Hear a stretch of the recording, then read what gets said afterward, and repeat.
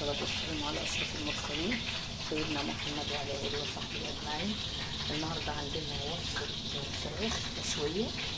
أنا هنا عملت حلقات بطاطس وحلقات بصل وحلقات جزر وحلقات طماطم اهو يا جماعة، بس عشان الصورة تبقى واضحة اهو.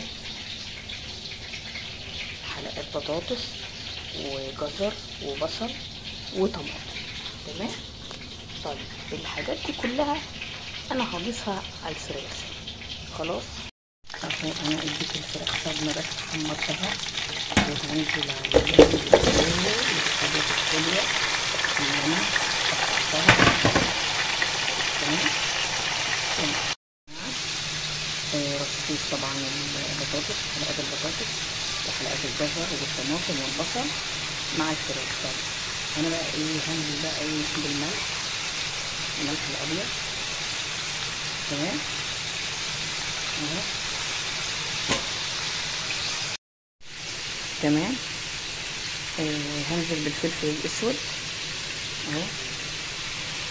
خلاص الاكله دي بتحب الفلفل الاسود كتير، عشان كده انا هحط كده معلقه ونص من الفلفل الاسود من معالق شاي الصغيره. خلاص وهنزل عليها بكوبايتين ميه مغليه من الكتل، تمام اهو. خلاص كده طبعا ده توم باودر، وده جوز الطيب، تمام، معلقه ونص من جوز الطيب بشرتها، ودي 7 بهارات. وده بصراحه يعني انا فوجئت انه كلكع يا جماعه، ده توم باودر، قصدي بصل باودر، ده التوم الباودر لكن ده البصل. انا والله العظيم فوجئت بجد. البصل الباودر كلكع بالطريقه دي في الحر، يعني مش عارفه، في الشتاء كان ناعم جدا زي التوم الباودر. مش عارفه ايه اللي خلاه عمل كده، ممكن يكون الحر هو اللي خلاه عمل كده. دلوقتي هنضيفهم على الفراخ اهو يا جماعه، هنضيفهم على الفراخ، تمام.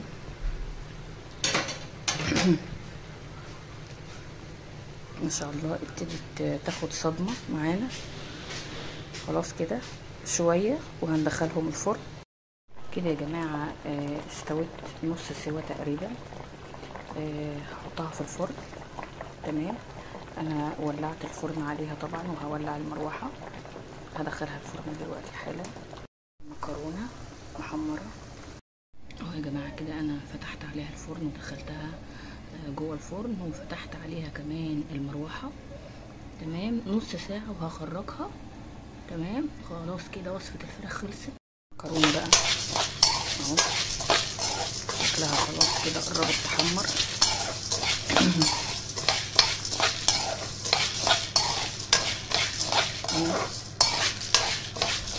شايفين المكرونه اللي هي واحده وواحده، انا بحبها كده، تبقى طعمها حلو بصراحه. المكرونه الترسو دي اسمها مكرونه ترسو او مكرونه ترس، طعمها حلو قوي في الاكل.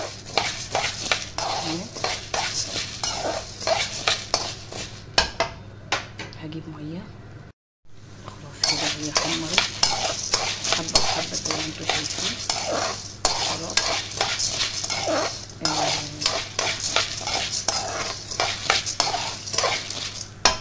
شكل المكرونه حلوه قوي. هنزل عليها بايه بقى؟ بالميه، ميه يا جماعه عاديه جدا. ما شاء الله العدسات باظت، العدسات باظت بجد اهو، تمام. طيب على فكره انا عامله المكرونه دي بسمن بلدي، بتدي طعم حلو قوي. شوفوا بقى هنا عندي انا فتفت طبعا المرقه، لازم تفتفتيها عشان تبقى سهله الذوبان. فلفل اسود وملح ابيض حسب رغبتك وحسب ما تحسي ان انتي قابله الملح اللي فيها، تمام. نقلبها. التكه الصغيره اللي انا هعملها دلوقتي بتدي طعم تاني للمكرونه، هقولك عليها دلوقتي. التكه البسيطه اللي انا قلت لكم عليها يا جماعه شوفوا يا بنات، طماطمايه وقطعتها 4/4 زي ما انتوا شايفين كده. تمام. وطبعا هي هتبتدي تغلي خلاص. على فكره المكرونه دي طعمها حلو قوي قوي قوي، وجربوها مش هتندموا ابدا. الطماطميه دي بتدي طعم جميل قوي للمكرونه، والسمن البلدي كمان. وجربوها جربوها مش هتندموا. هغطيها بقى عشان ايه بقى، اول ما تغلي واحس انها قربت تتشرب هوطي عليها شمعة، وبكده الفيديو يكون خلص. انا عايزه اوريها لكم في الاخير، بس لو الوقت كفى وكده هوريها لكم. شايفين يا جماعه شكل المكرونه؟ والله كهرمان بجد. شايفين شكل المكرونه؟ شايفين شكل المكرونه حلو ازاي؟ المكرونه فعلا زي الكهرمان، مكرونه حلوه قوي. الطريقه دي يعني جربوها، والله طعم المكرونه تحفه. تمام كده انا خلصت الفيديو بتاعي النهارده. مكرونه خلصت الحمد لله، والفراخ اهي خلاص خلصت. تمام. صينيه الفراخ ما شاء الله اللهم بارك، خلاص كده استوت. وبكده اكون خلصت الفيديو بتاعي. كده انا خلصت الفيديو بتاعي، وان شاء الله اشوفكم بفيديو جديد ان شاء الله. مع السلامه.